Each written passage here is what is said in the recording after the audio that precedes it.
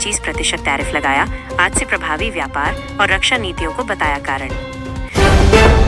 Trump का बड़ा बयान, भारत मरी हुई अर्थव्यवस्था, टैरिफ में कोई छूट नहीं दी जाएगी। भारत पर टैरिफ के बाद वैश्विक बाजारों में भारी गिरावट, निवेशकों में घबराहट। हर्ष गोयनका बोले, अब भारत को यूरोप और आसियान देशों की ओर रुख करना चाहिए। यूपीआई के नए नियम आज से लागू, बैलेंस चेक सीमा, ऑटो पेमेंट समय और फ्रॉड रोकने के उपाय बदल गए। एसबीआई ने फ्री एयर बीमा सुविधा हटाई, फास्टैग पास 15 अगस्त से मिलेगा। आरबीआई ने मनी मार्केट के ट्रेडिंग समय बढ़ाए, एलपीजी और सीएनजी के रेट रिवाइज होंगे। पीएम किसान योजना की 20वीं किस्त 20,000 करोड़ रुपए की आज से किसानों को मिलेगी। डीआरडीओ ने 2 दिन में प्रलय मिसाइल का सफल परीक्षण किया। हिमाचल के रामपुर में बादल फटने से पुल और सड़कें टूटी, गांवों का संपर्क टूटा। दिल्ली से लंदन जा रही एयर इंडिया फ्लाइट टेक्निकल खराबी के कारण टेक ऑफ से पहले रोकी गई। बीसीसीआई ने खिलाड़ियों की रजिस्ट्रेशन वेरिफिकेशन सर्विस के लिए टेंडर निकाला। राजस्थान के कुलदीप सिंह मोकावत सिंगापुर में होने वाली वर्ल्ड सैम्बो चैंपियनशिप में भारत का प्रतिनिधित्व करेंगे। द ओवल में भारत बनाम इंग्लैंड का अंतिम टेस्ट जारी, भारत 2-1 से पीछे।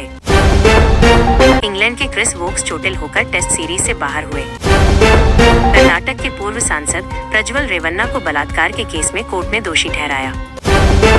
फिल्म उदयपुर फाइल्स की रिलीज पर केंद्र ने रोक लगाई, हाईकोर्ट को जानकारी दी गई। 4.55 करोड़ रुपए बैंक घोटाले का आरोपी सीबीआई के हवाले हुआ, यूएई से लाया गया भारत।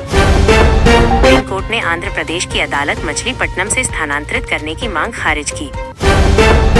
सुप्रीम कोर्ट ने कहा, सार्वजनिक जीवन में लोगों को मजाक सहना पड़ता है, शशि थरूर केस पर टिप्पणी।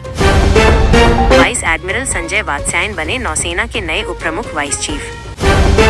उत्तराखंड के 5 संवेदनशील स्थानों पर भूस्खलन रोकने के लिए 125 करोड़ रुपए की परियोजना को मंजूरी। प्रधानमंत्री मोदी ने 15 अगस्त के भाषण के लिए जनता से सुझाव मांगे, MyGov और नमो ऐप से। दिल्ली में पिछले 7 वर्षों में सबसे स्वच्छ जुलाई AQI औसतन 78 रहा। गुजराती फिल्म विश्वगुरु आज से देश भर में रिलीज हो रही है। IDBI बैंक में सरकार की हिस्सेदारी बेचने की प्रक्रिया आगे बढ़ी। अमेरिकी प्रतिबंधों के चलते 2 रूसी तेल टैंकरों ने भारत को तेल भेजना बंद कर दिया। ट्रंप ने कहा, ये संभव है कि भारत अब रूसी तेल न खरीदे और इसे एक सकारात्मक कदम बताया। पीयूष गोयल आज से मुंबई में निर्यातकों से मिलकर व्यापार के प्रभाव को कम करने की रणनीति पर चर्चा करेंगे।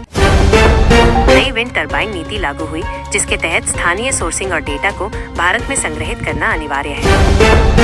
IMD का पूर्वानुमान है कि अगस्त में सामान्य मानसून रहेगा, जबकि सितंबर में अधिक बारिश होगी। जुलाई में 5% की वृद्धि दर्ज की गई। हरियाणा में स्पोर्ट्स महाकुंभ 2025 शुरू हुआ, जिसमें 15,410 खिलाड़ी भाग ले रहे हैं। NASAIS का निसार उपग्रह जलवायु निगरानी के लिए सफलतापूर्वक लॉन्च किया गया। PM KISAN योजना के तहत 20,500 करोड़ रुपए DBT के माध्यम से तुरंत किसानों के खाते में ट्रांसफर किए गए।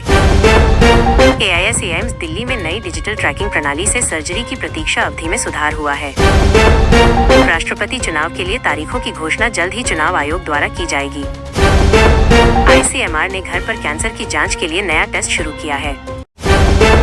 डाक विभाग ने वन नेशन वन पार्सल सुविधा शुरू की है, जो पूरे देश में पार्सल इकोनॉमी को बढ़ावा देगी।